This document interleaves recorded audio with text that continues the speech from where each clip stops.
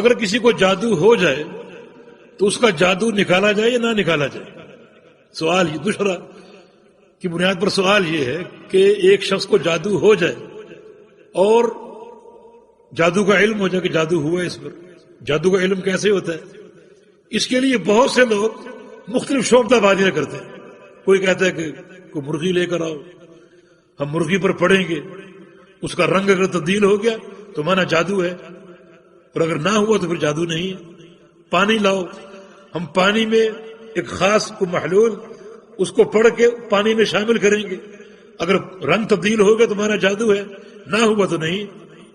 کوئی کہتا ہے کہ دھاگا لاؤ، ہم پڑھیں گے، اگر پڑھنے کے عمل سے دھاگا چھوٹا ہو گیا تو مانا جادو ہے، ورنہ نہیں ہے.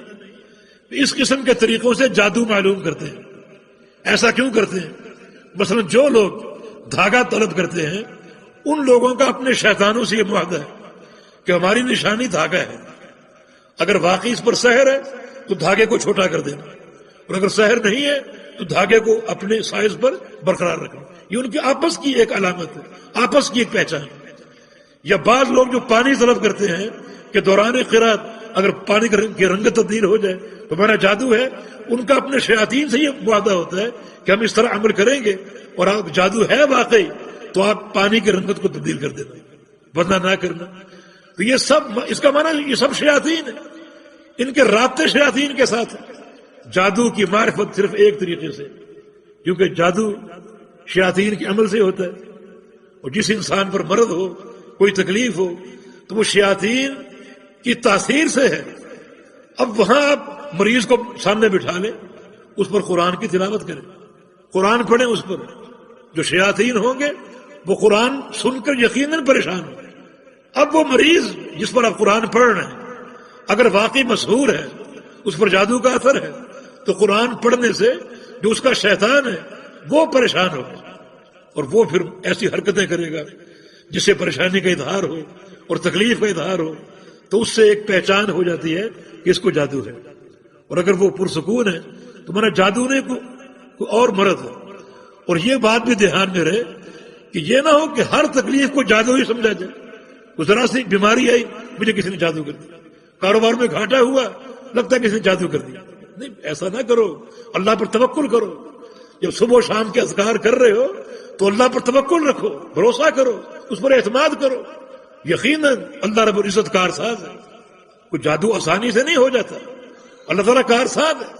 رسول اللہ صلی اللہ علیہ وسلم کی حدیث ہے کہ جو شخص صبح کو 100 دفعہ یہ ذکر کر لے، لا الہ الا اللہ وحدہ لا شریک لہ لہ الملک ولہ الحمد وہو علی کل شیء قدیر، تو اس دن شیطان اس کے قریب نہیں جائے گا، اس کے قریب نہیں جائے گا. مانا یہ ذکر کرنے والا سحر کے عمل سے محفوظ رہتا ہے، محفوظ رہتا ہے. اور اگر پھر بھی اللہ کی تقدیر میں کوئی سحر کا عمل ہے تو میں نے عرض کیا کہ وہ اللہ کی ایک ابتلا ہے، اس میں سرخرو ہونے کی کوشش کی تو یہ جادو.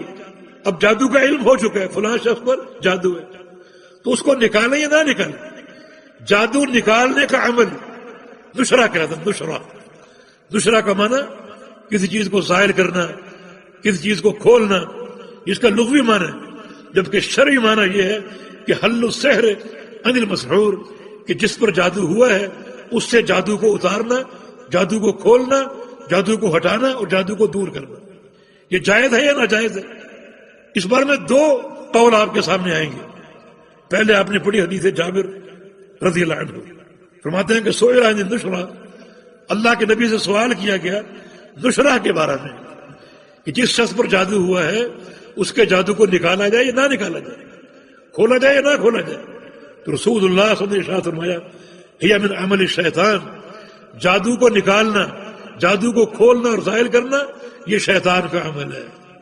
مانا نشرہ جائز نہیں ہے، جادو کو کھولنا اور نکالنا یہ شیطان کا عمل ہے، لہذا جائز نہیں ہے. وقال سئل احمد عنہا، امام احمد بن حنبل سے سوال کیا گیا اسی بارے میں، نشرہ کے بارے میں، کہ جس شخص پر جادو ہوا ہے اس کا جادو نکالے یا نہ نکالے. فقال، امام احمد بن حنبل نے فرمایا ابن مسعود یکرہ ھذا کلہ، ابن مسعود اس سارے عمل کو ناجائز قرار دیتے تھے کہ جادو کو نکالنا ناجائز ہے، جادو کو نکالنا ناجائز ہے. آگے پڑھ لیجئے.